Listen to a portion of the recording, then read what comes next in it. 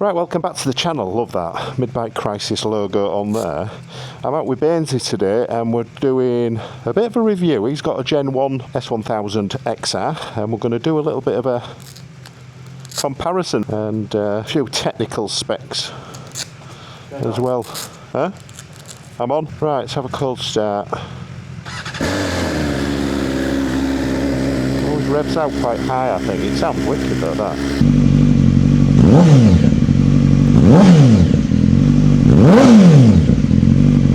We're just trying to decipher whether that can swap to the left side.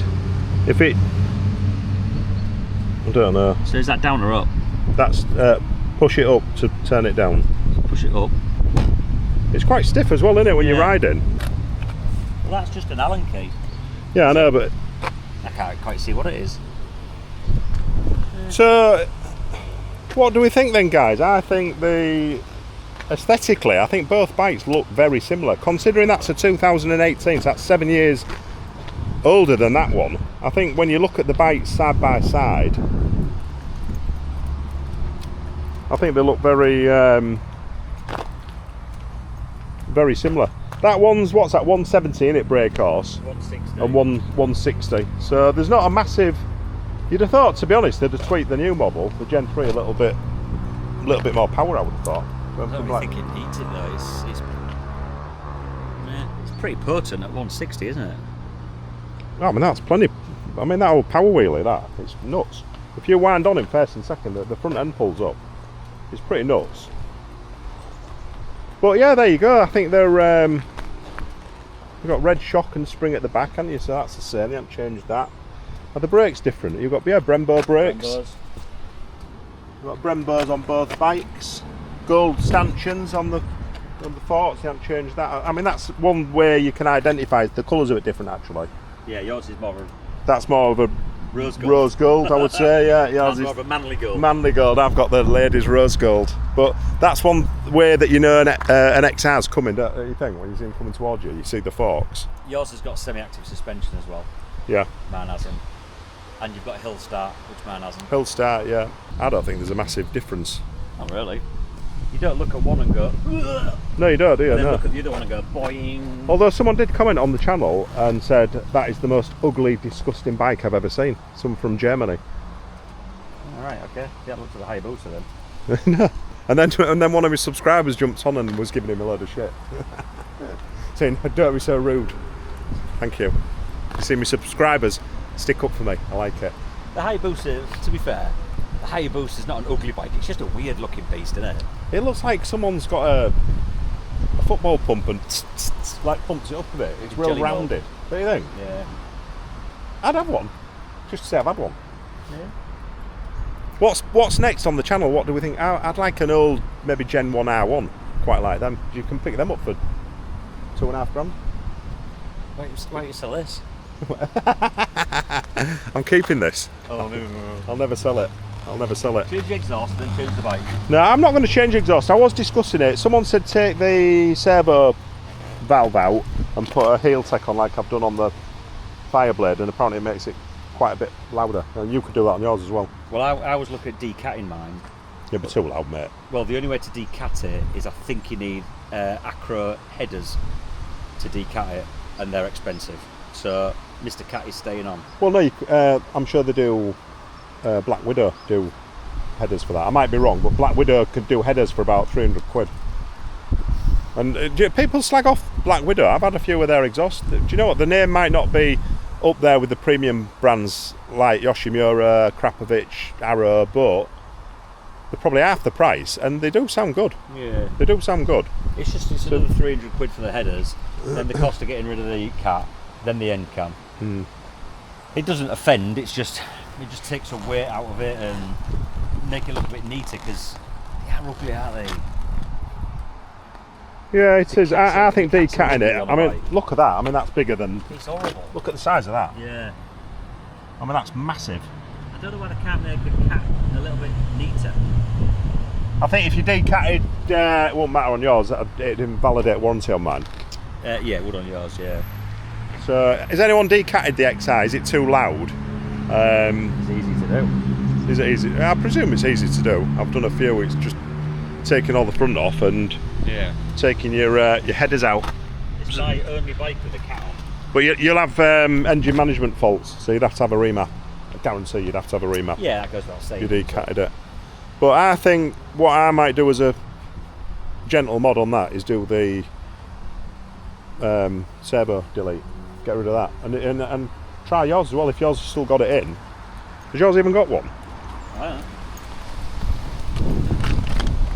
know. Needs some new rubber though. Yeah, it has. So that here, that's the servo valve that opens and closes. So it closes at low revs to increase back pressure for more torque. But to be honest, it doesn't really make a difference. I've ridden my Fireblade with and without, and it made no difference. So you remove that, or the cables and the motor, and then put a Heel-Tech servo eliminator on it. It'll leave you force the valve open all the time. So it just gives it a bit more grunt, not too much. So I'll investigate that, and then if it works, you can do it as well. When you was talking there, I understood the word exhaust and grunt. The rest was just words. Right. Phil's not very mechanical. He's not very mechanical. Nah.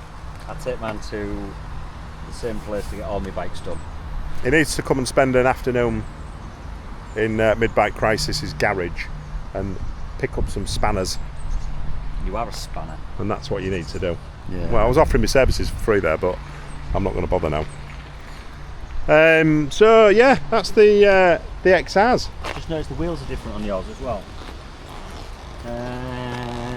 It's like offsetting it. Have you seen this?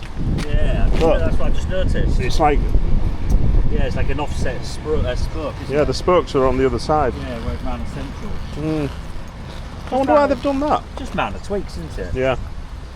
Look, this is us, isn't it? There'll be some major changes to the engine that we've not discussed. Yeah. It'll look like a complete pair of bell ends. Electronics. Yeah. I mean, electronics, fueling. It's got loads of suspension and some gizmos. Yeah. So the Gen 1, so that's 2015 to 19, Phil. It's 160 brake horse, 118 kilowatts at 11,000 RPM, which is based on the S1000XR, the superbike. The XR's tune more for mid-range torque, which it does have bags of.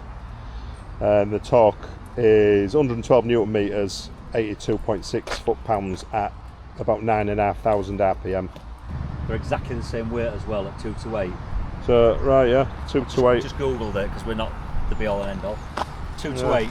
Yeah, was it pounds or kg? That'd be kg, weren't it? 228 kg. So they're quite an heavy lump. They are, aren't they, really? Yeah, 228 kg, both of them.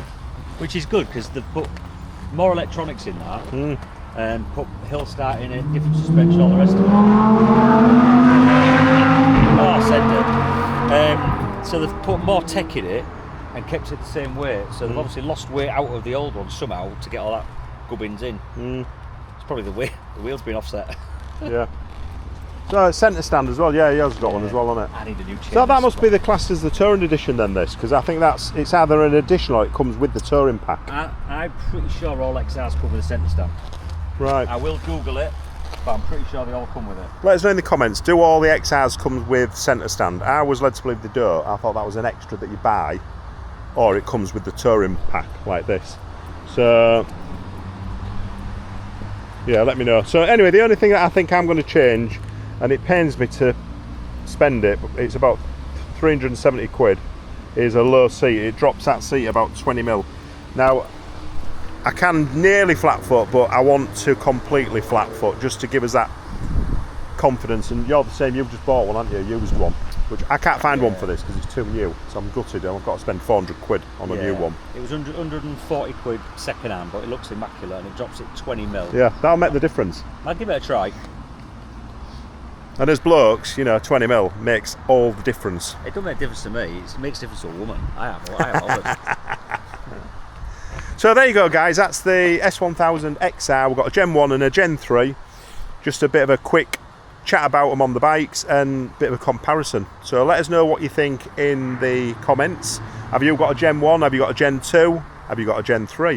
What do you think to the bikes? Or you're watching this vid, maybe you're interested in an S1000XR. Any comments that you put down below, I'll try my best to get back to you all. I'll try and include Bainesy as well. So if you've got any questions for Bainesy on his Gen 1, I'll get him jumping in on the comments as well. But for now, guys, ride safe, and catch you all on the next video. See you later.